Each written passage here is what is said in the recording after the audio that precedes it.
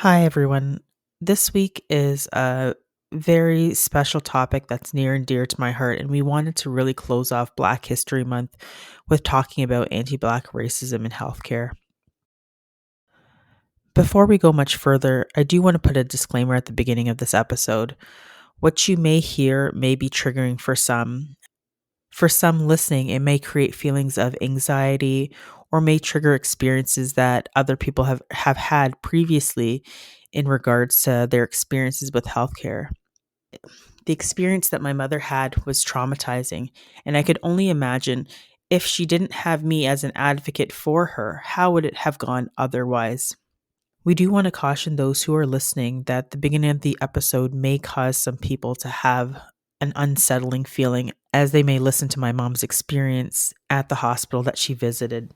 We are in conversation with the hospital organization to see change and to hope that we will see a different future where that when all people coming in to receive care will be treated with respect, dignity, professionalism, and that health equity and anti-blackness in healthcare is the default to how we think about, treat, and care for our patients who are racialized, Black, and Indigenous.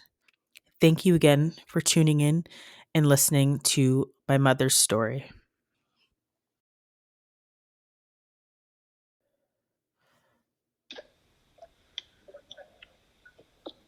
Excuse me, hello? You are causing me to refuse to be seen. You are responsible for anything that happened to me. Excuse me, hello, Jordan? Yes, you are. I need help here. Get off the phone. Can you call the Windsor Hospital right now, please?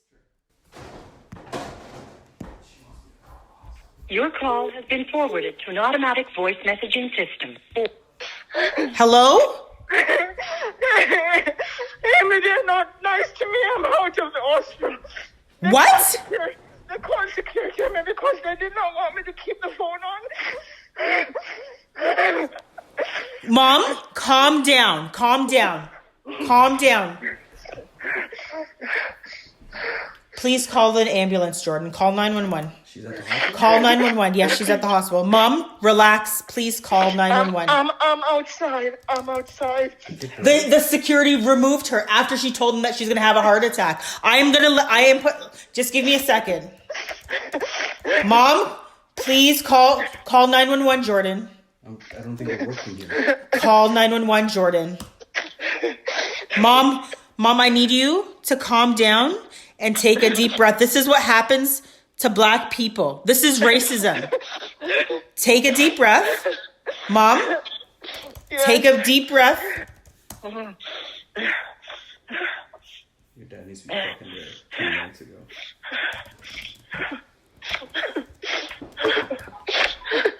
Mom, I need you to take a deep breath. I am taking deep breath. I hate this hospital. Every time I come in, Mom, take a deep breath, The please. ambulance. I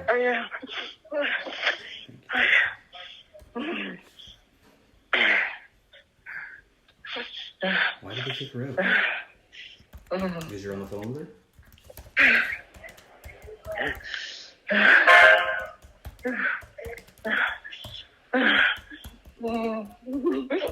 Hi, my mother-in-law is outside Windsor Memorial Hospital, and she has a issue with her heart, and she is been kicked out by security because she had my wife on the phone who's a nurse, and she really needs to get help because she's been cardioverted before and she's received an ablation.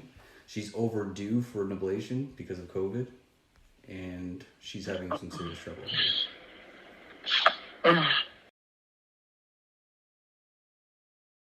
Hi, everybody, and welcome to this episode.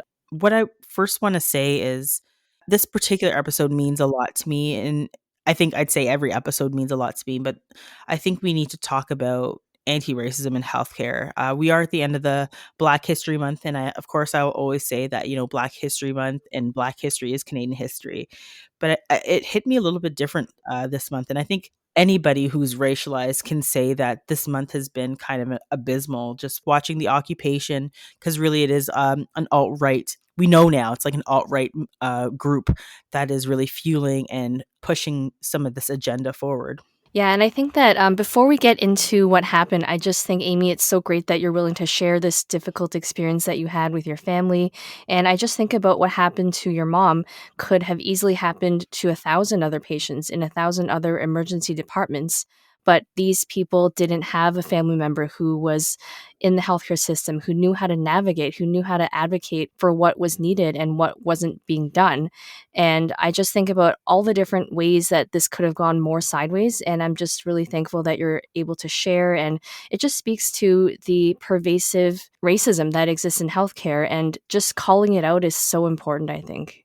Yeah, and I mean, one of the things that I want to kind of catch what you said was like it could happen to thousands of people, and I believe, I honestly believe that is happening to a lot of people. I feel that instances of racism in healthcare are probably underreported. I don't know how many families would go back and say, was that racism that I experienced? Or even if they knew it was racism, if they would know about how to go about reporting it or dealing with it in that particular manner, because there's a lot of fear in saying that this is how someone treated me, fear of going back in and potentially being mistreated again, fear of not having your concerns taken seriously. I think there's a lot of concerns why it may not be talked about, or may not be brought up. And I think the other piece that you touched on was having that advocate. Over the last 2 years, I'd say that we've been able to build somewhat of a platform to talk about these issues in healthcare.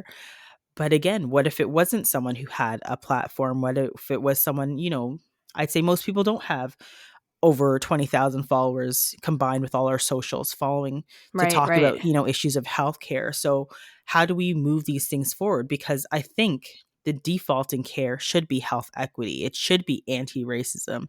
That's how it should be. But unfortunately, in our system, it's not playing out that way. And it's very, very concerning. And we have to blow the lid off of it.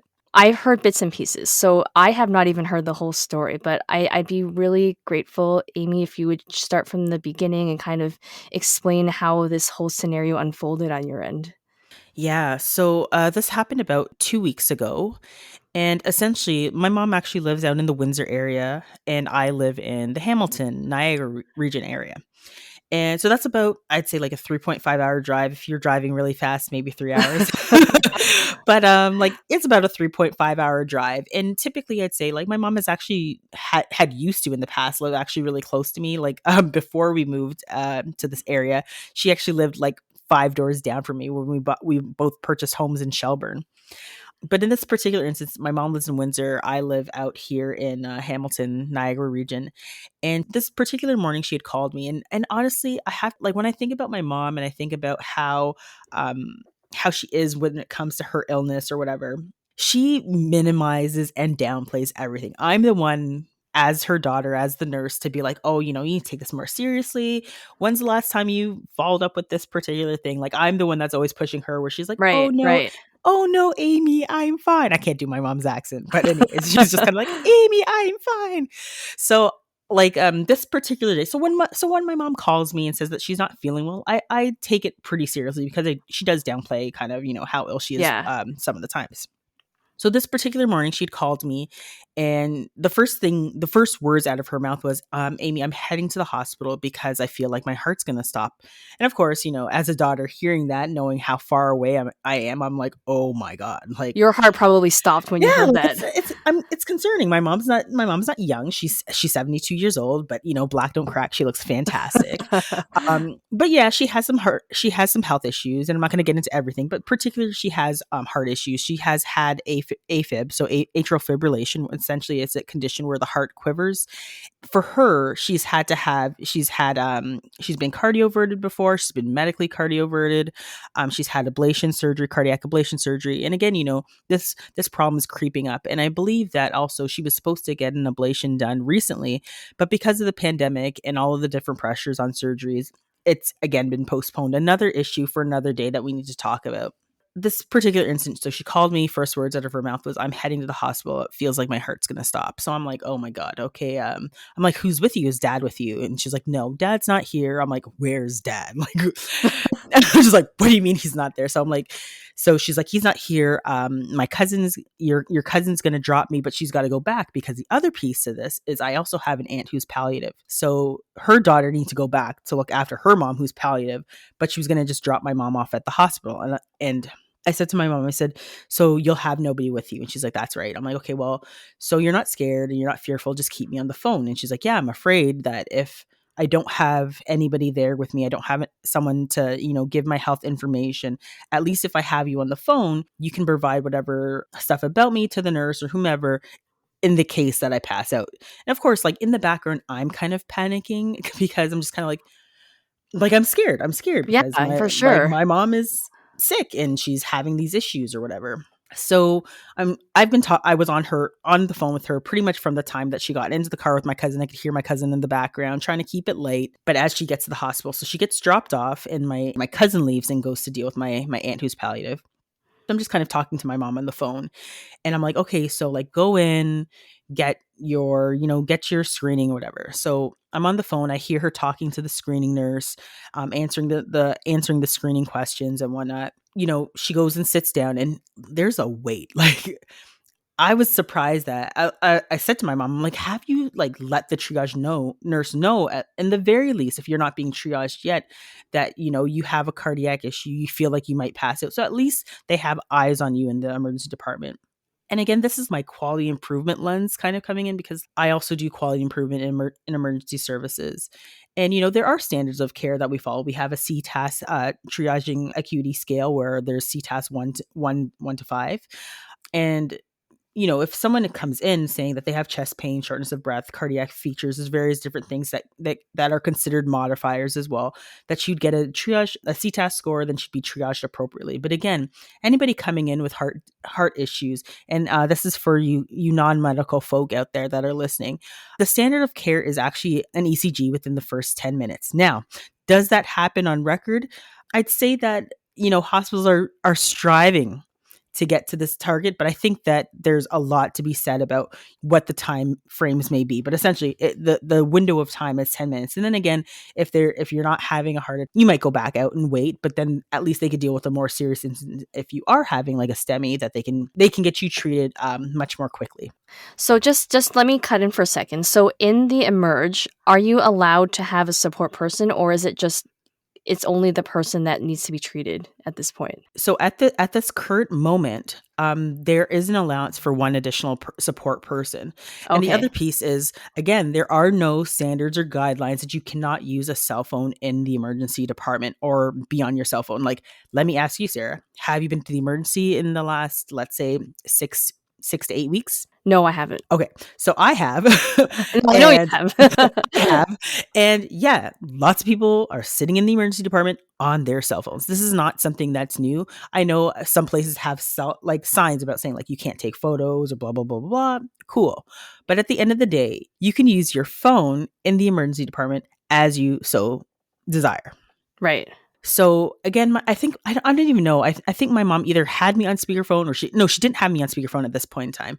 But she was kind of listening to me on her ear, and she was now like I could hear that her work of breathing is getting worse. And now she's been sitting there for quite some time, and I'm kind of like, okay, let go up to the triage nurse. I'm like, let them know that you're here, and at the very least, and that you feel like you're about to pass out, because essentially she's like, things are going black, I'm going down. I'm like, oh my God, just go let someone know. She did say to me at one point that there was someone with her. So I'm like, okay, at the very least, I'm like, just wait till, that patient's away. So, we're not worrying about patient confidentiality, and then at least let the triage nurse know. So I can hear my mom go up and say to someone, whether it was the triage nurse, I believe it was the triage nurse, to say, I could hear my mom in the background. She's like, I feel like I'm about to pass out, or no, sorry, her words were, I feel like I'm about to black out. I feel like my heart's going to stop. And I hear this nurse yell, go and sit down. I'm like, oh Oh my my God. God. Like, is that how you talk to people? Like, not even, oh yes, I heard you. I'll be out there with you very shortly. She yelled at my mom to go sit down. Oh, your So poor mom. I can hear my mom like getting upset. She's like, Mom, she's like, Amie, do you hear that? I'm like, yeah, I heard. I'm like, at least you have their attention. They know that they're aware that you're here. You've let them know that you have a cardiac issue, and you let them know that you feel like you're about to black out. So I'm like, please just keep me on the phone at this point in time, because if you black out, I can provide that additional health information for you and kind of let them know why you're there, what they need to look for, whatever the case may be.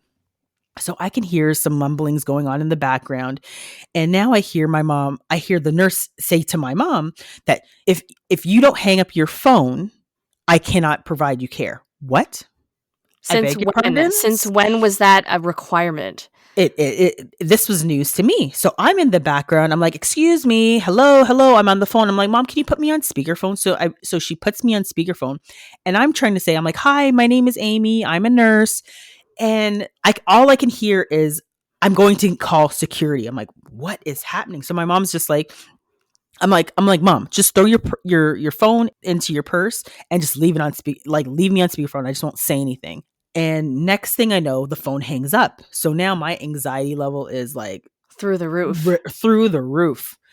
I call her back. I'm yelling at my husband, and I'm just like, you need to call. You need to come down here right now, because something is going on with my mom at the hospital. So I finally get through to my mom, and she is hysterical. And I could hear her saying to me, and I could hear her saying to the nurse, why why are you going to kick me out? Why do I have to turn off my phone? Are you going to say that I'm not going to get care because of my phone? And I can hear the nurse mumbling in the background. I could hear the security, and she's like, so do you know that if you force me to leave and something happens to me while I'm out on the curb, that this is your responsibility? And the most damning piece to this I actually heard the nurse say was, no, I don't care. It's not my responsibility. Like, I What? heard it. What I kind of heard it. nurse says that? Like, honestly, we have a duty to care for other people. You can't just turn people away and emerge. At least my understanding up until this point was that you literally can't turn people away for care, even if it's the most asinine request, which your mom had a totally legitimate request. And they should have really been jumping on her to get her a bed as soon as possible, not tell her to go sit outside. They decided to police my mom's cell phone use. And essentially, I was like my mom's POA, or substitution decision maker, at that point. And they decided, this nurse particularly decided, that the cell phone usage was more important than the care of a patient who was coming in with a cardiac problem, feeling like their heart was going to stop. So my mom's in tears. I can hear her like crying, and she's like, I'm outside of the hospital. She essentially humiliated me, embarrassed me, was yelling at me, and told me that if I didn't turn off my phone, that I was not going to get care. And I said, that's not right. We're going to deal with this. We are going to deal with this today. And the scariest part for me was the time in between the fact that my mom was almost hyperventilating to the piece where we had to call 911 for her to get care. Now, I have to say that was a really smart decision, though, on your part to do that, because I don't know if anybody would have thought of that idea even. Well, I was on the phone with her long enough that if these people knew that she was coming to seek care because of palpitations, because she had just said to them minutes prior that she felt like her heart was going to stop, that she felt that she was going to black out. They knew that was the reason. And someone should have, at the very least, followed her out and been like, no, come in. We're going to figure this out. They let her physically walk out of the hospital to sit outside of the front of the emergency department, knowing full well that this patient could have died on their doorsteps without supporting them. without supporting her. In my experience, every time I've gone to emerge or I've brought a family member or friend, they always do at least a set of vitals before they even kind of put you in line, right? So it sounds Nothing like she was didn't done. even get that. Nope, nothing was done. They didn't register. She was not registered, or she wasn't under the name of this nurse. Nothing. None of that was done because the concern was policing my mom's cell phone use. And Mhm. again, like, this is where for me is one of the hugest problems. Like, I think to myself, I'm like, you know what? Why did this happen? Why did this occur? So let me circle back to the point where essentially I had to as I was trying to keep my mom calm because I was afraid that, she might pass out on the steps there, and Mhm. that these people weren't even thinking to come out to look after her. I got Jordan to call 911. Right. So I'm trying to keep her calm. I'm trying to talk to her, and my husband calls 911. The ambulance has to come to take To the her back hospital. inside, to take her to the Right. hospital that she's sitting literally. Literally, they just carried her back in, like, they just showed up at the curb and carried her back in, Yep, they like, just 5 so they steps. came so well actually so the I saw the paramedics came, and I spoke to one of them. I was very, very upset, and he's just like, "Oh, whoa, whoa, it's not me." And I'm like, "I'm not putting my frustrations on you. It's just the fact that I had to call 911 for my mom to get care." Eventually someone did come out. It was a different individual, a different nurse that did come out and then end up triaging my mom. But this was after this whole thing that took place over, I'd say probably like a 13-minute time frame. I'd say from the time she got there was probably over an hour, but this whole interaction lasted about 13 minutes. And it just begs to question. I said, I was doing literally three things at once. I was getting Jordan to call 911. I was on the phone with my mom, and I needed to get her help.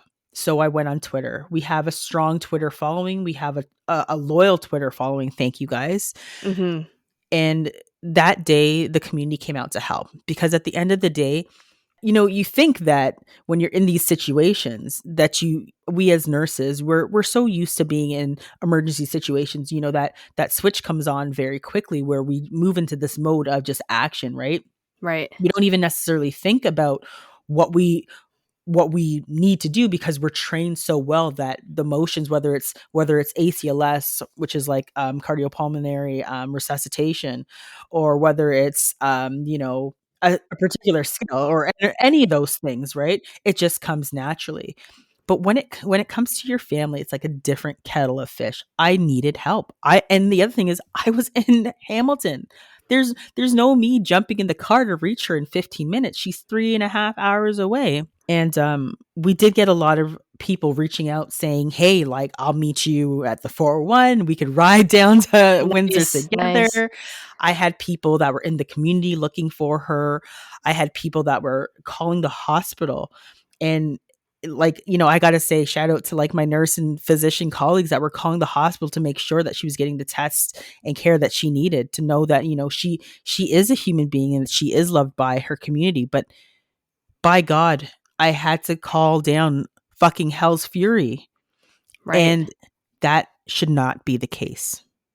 No, I just can't imagine like, honestly, what you had to do was just insane, and the fact that you were that far away, but you stayed on the phone with your mom and you got someone to call 911, I mean, you moved hell and beyond just to get your mom the treatment that she should have gotten in the first place, and honestly, like, I just think about your mom, like, she's such an awesome person, like, she would never ask for anything unless she really needed it, and the fact that she was in tears just shows you how bad the situation was, and that nurse, like, if I can even call her a nurse, like, what was she even thinking? Because the thing is, like, we talk about on other episodes how nurses deal with violence. So a patient that's violent to everybody that they come in contact with appears to have rights to treatment, even though all your mom did was keep you on the phone because she was alone. Somehow that superseded all of the care that needed to be provided, all of the triaging, all of what we're supposed to be doing as healthcare providers. All of that went out the window. And I have to ask the obvious question, if she was not a Black woman, would this have been different? Well, that's the $150,000 million billion dollar question.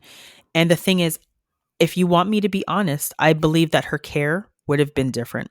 And let me kind of break this down and explain why do I feel this might be the case. There is this thing that people are so afraid to acknowledge, and it's not even just about talking about privilege and the privilege that as a white individual that you carry this invisible backpack. And of course, I'm not talking about, that white people can't have struggles, but I am talking about this invisible privilege that white individuals carry. That again, there's this fear about talking about unconscious bias, and unconscious bias that actually is based in racist ideas, racist stereotypes, and discrimination, marginalization, all of these various different isms. And I think people would like to think that, racism doesn't necessarily occur in healthcare, but it occurs in all aspects of our life. It occurs, and the thing is, it occurs to us who are racialized, and maybe it doesn't occur to people who aren't racialized because, again, they are not the ones who are at the experiencing end of this. I beg to question why it was felt that it was necessary to police my mom's cell phone use. I have mulled this over time and over the last 2 weeks, Sarah. What exactly was the reason to focus on my mom's cell phone use over the fact that she was saying that she was going to have a heart attack? I just don't understand. There are lots of things that racialized people do when it comes to receiving healthcare in this country and abroad.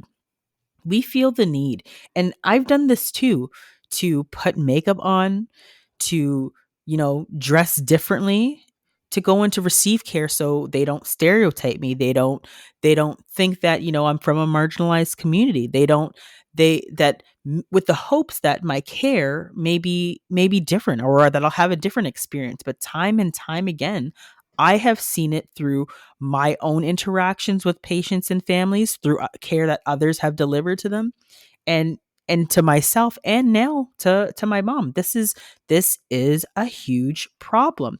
We have to address unconscious bias, discrimination, stigma, and racism in healthcare. We can't continue having a system where we ignore a problem that is sitting right in front of our faces, because at the end of the day, this can kill somebody.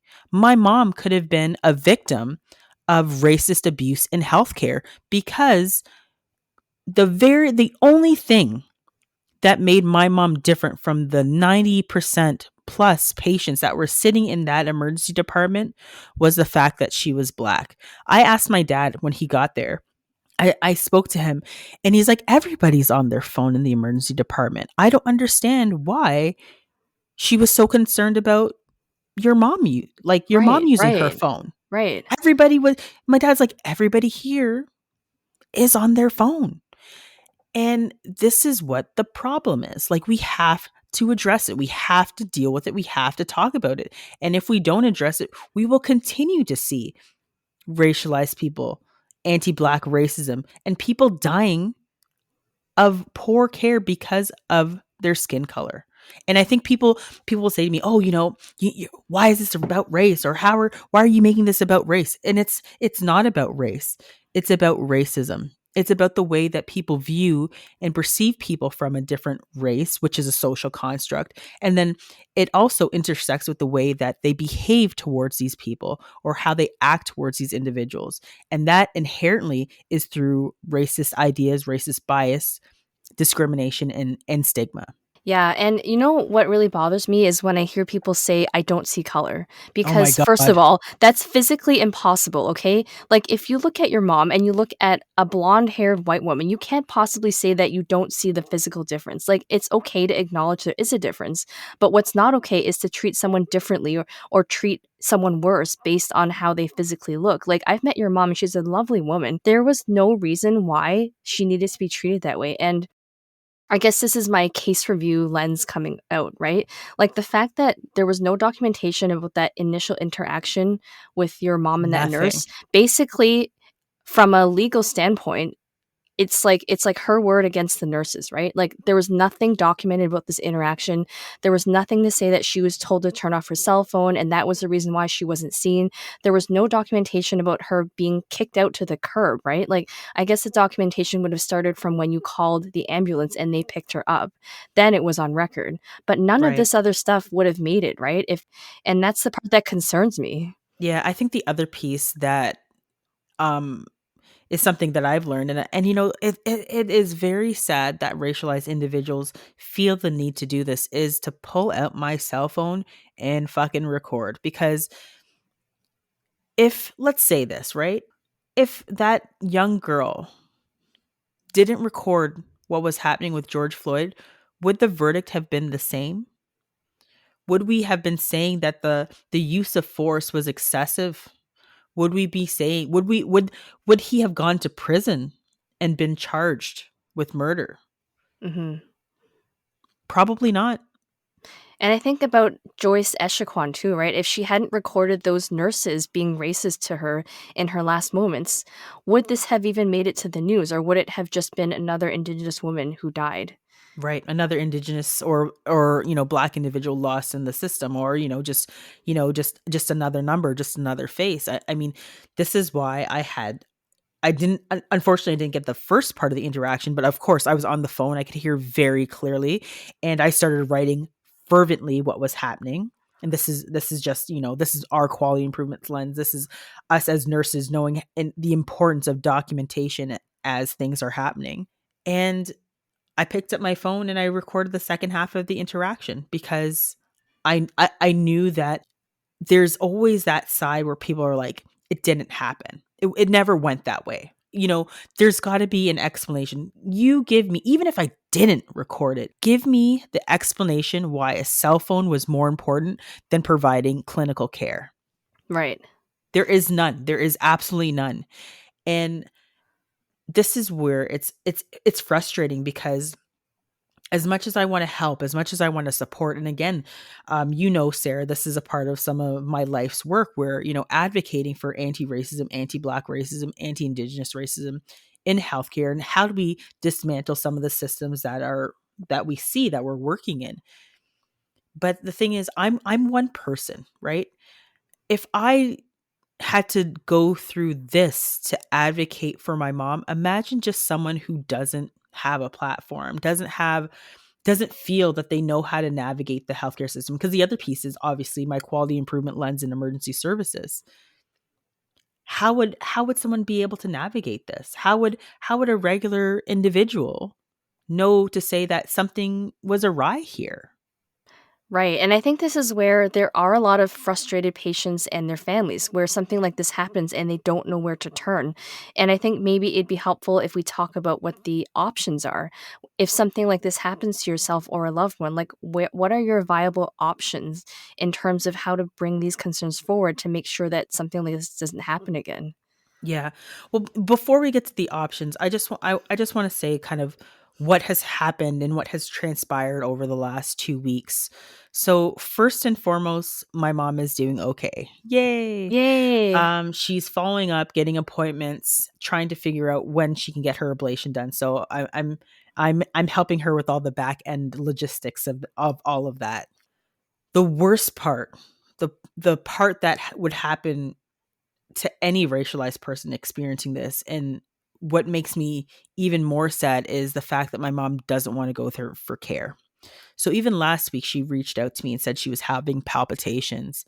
And I said, all right, what do you want to do? And she's like, I'm not going back there.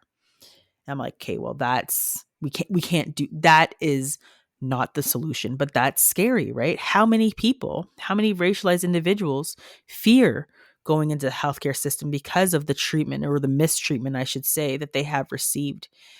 And now my mom is a victim of this abuse that has occurred to her. And I'm 3 hours away. So it's just like, I now have to, and she now, even more importantly than me, has this fear of the healthcare system, feeling that if she was to go back to this hospital in Windsor, that she would not receive the care that she deserves to receive. And she said it to me. She said, Amie, you know, I know there's some things that you've been talking to the executives, talking to some of the people there to see how you might be able to help, but I don't want any extra treatment. I want to be able to go in there dressed however I am and see what happens. See if the care that I receive will be the same or whether I'll have a different experience. Because the other piece that I should have dropped in was this is actually not the first incidents that she's had with this organization. And actually, the previous time, again, it was about cardiac issues. She didn't have any blood work or any ultrasounds or anything done on her heart, and she was there for like 12 hours. The doctor was astounded. I ended up reaching out and speaking to their patient relations department. And my mom was actually supposed to be on a quality of care committee talking about how to improve cardiac care for patients. Then this Wow. happened, right? Wow. So this was now the second incident that just really bubble to the surface to say that there is a problem here. And of course, you know, it's hard for me to pull in other people's stories because their experiences are different. But we have seen other accounts of other people talking about racism in Windsor, particularly racism at this organization. So, I mean, the saddest part of all of this is now my mom's mistrust of the healthcare system. Again, the thing that we, even as healthcare providers, we as nurses don't want to see. And how many other racialized individuals feel this way. It's Yeah. it's the worst part. The other piece is, yes, I am talking to the organization. They've reached out very quickly. I'll be honest. I demanded to speak to the president. I said, like, they're like, oh, here's the manager of the emergency department. I'm like, I don't want to talk to her. Here's the director. I'm like, I don't want to talk to that person either. Here's the director of patient relations. I don't want to talk to them. I need to talk to someone who is going to be committed to making changes. And again, we're still seeing what that might look like, but the overall sense is there's a problem. They need to address the problem. And you know what? This is not just a problem that this hospital has. It's a problem that I would say every single hospital has. Like Mhm. Mhm. this is work that needs to be done. And I know there are times where, you know, I might tweet something or whatever the case may be. And if it gives you, I always say this, if something I tweet gives you a visceral response when it comes to, you know, tweeting about racism or anti-racism, and you feel that, like, you know, is this person talking about me, or, you know, what, like, who's she directing this at? I am directing it at anybody who has eyes and can listen. Like, really, Right, right. that's my goal, is to make people think about how we do care, because right now what we have been doing is not working. It's not, and maybe it's working for some people, but it's not working for all of these slogans. Like, I think if we were to pull a whole bunch of hospital slogans up, I bet you the word excellence, quality, these various different principles are there. You can't say that you're providing excellent service, excellent or high quality care if it's only for some of the members of your community. It's got to be Right, for right. everybody. So I don't know what that will look like, in terms of what supports I might be able to provide. But again, my whole purpose of having these conversations and is really to bring about change. It's not just change for my mom. I mean, of course, that's the immediate change that I'd like to see, but it's also change for everybody else. It's change for people within the community, because they're the other ones that are going to be suffering these ill effects as well. It's for change, you know, within my neighborhood, within our, you know, our federal and local and provincial municipal governments, to look at healthcare in a different way. That, again, like I said at the beginning of this, that health equity and anti-racism should be the default in terms of care that we provide to patients and families. Like, it should be, just at the very bare minimum, that should be a part of all of the care that we provide, because it does have damaging effects, and it has killed people, like you said. Mhm. We've seen it with Brian Sinclair. We've seen it with Joyce Estraquan. We've seen it with Dr. Susan Moore in the States. And there's probably countless others that we don't know about that Right, have right. had these horrible things happen to them. So again, I mean, I'm committed to seeing change. The other piece to this is this nurse, Sarah, this nurse. Well, I call her nurse lightly. I'm like, this person who spoke to your mom, let's Right. just say that. So, I mean, I if this nurse is listening, this is what I'd like to say. I don't think that you should lose your job. No, I don't think that you should lose your job. Do I think you need some health equity, education, and training? Sure, by all means. Those are boxes that you can feel free to check off, that you should check off at the very least. But if we're talking about nurse to nurse and professional accountability and professional standards, you do not meet you did not meet the standard of care. You were not professional. And I am going to be reporting this nurse to the College of Nurses of Ontario. I have drafted up a quite lengthy document because I have gone through all of the professional accountabilities and standards, and I pulled out every single one that this nurse failed to do.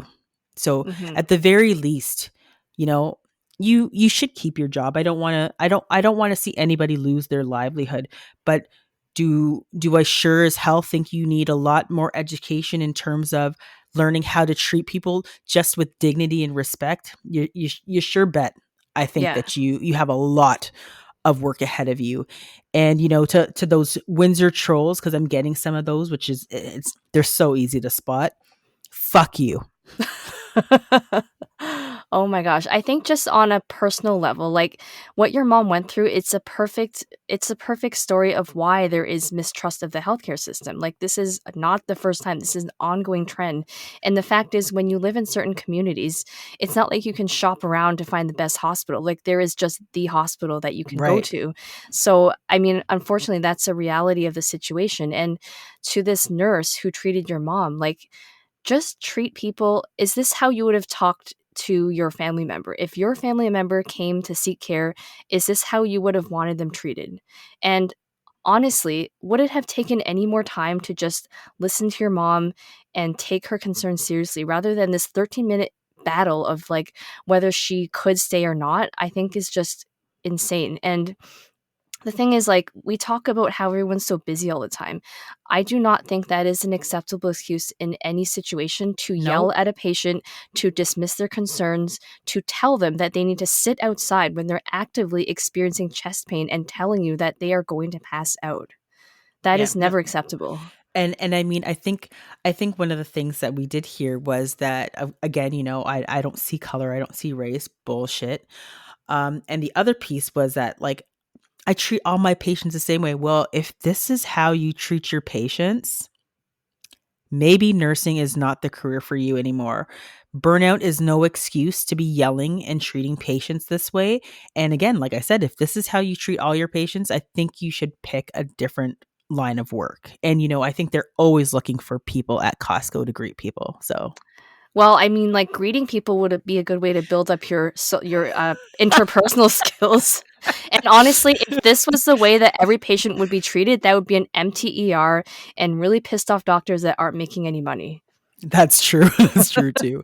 But I mean, again, like, I think at the end of the day, this is not just a Windsor hospital issue. This is an issue with every single organization in general. Like, I mean, I'm sure if we were to pull a list of, we should have done this, Sarah. We should pull a list of how many hospitals talk about Black History Month and when they start talking about Black History Month, because the other piece is, Black history is Canadian history, and we need to start treating it as such. This shouldn't be a one-time event that you feel that you've checked the box for, and now you've had enough about talking about it.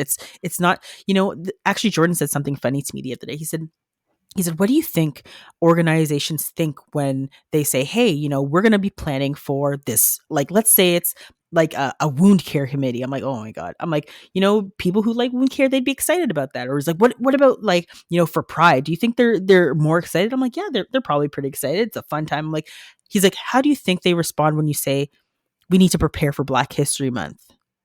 That's a Yeah. good question. Yeah, and one other thing I wanted to mention is the fact that if you see something, say something. I can't imagine that this nurse and your mom were the only people that were privy to this conversation. There were definitely other nurses there. There were other patients Oh in the yes, I waiting room. should. I got They to should fill have that said one in. something. They should have I mean, like, honestly, I feel like you need to say something. This is your chance to make a difference, and I wish somebody had said something. So, with you saying that, um, of course, with all quality of care issues, they do their investigations, and there was some that there of course there were other nurses there, and again the whole like nurses do this shit. It's so stupid. Um, oh yeah, like essentially kind of like protecting the nurse that like it wasn't that bad. She wasn't like, whatever the case may be. It's like, okay, well, I have the recording and it really actually doesn't matter if I give the recording over because at the end of the day, you should be just treating patients and not worrying about their cell phone use. Right. And there was actually a nurse that did say something to my mom afterwards who said, she's like, we have a problem here. And I'm glad that your daughter called and that your daughter said something. And then, of course, I think one of them said that they listened to the Grenadiers podcast. Oh Oh. no! Maybe she'll listen to this episode. Oh Or no, he. probably will. But I mean, I think at the end of the day, again, like I said, or all organization, this should be the default of care. Health equity should be on every single organization strategic plan. Every organization should be working to seeing how do we achieve better healthcare outcomes for our racialized patients? How do we see better healthcare outcomes for our Indigenous patients, our patients with mental health issues, our patients with substance abuse or addictions issues? How do we see better outcomes for the people that are marginalized or stigmatized in our population? Because really, they tend to get shit on. And that is not fair. And if we're looking at having equitable care, then we need to really look at the areas of care that are being underserviced. And those are those areas there's so much work that needs to be done. Again, like I am only one person, but again, I will keep shouting this at the top of my lungs.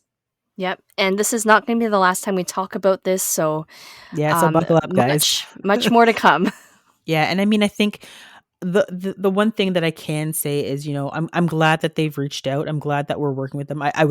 I'll be honest, I was annoyed when I first saw the press release, but I guess it's not a press release, but the statement from the hospital, and it was more about the onus statement, where essentially they're like, we will protect the reputation of our nurse.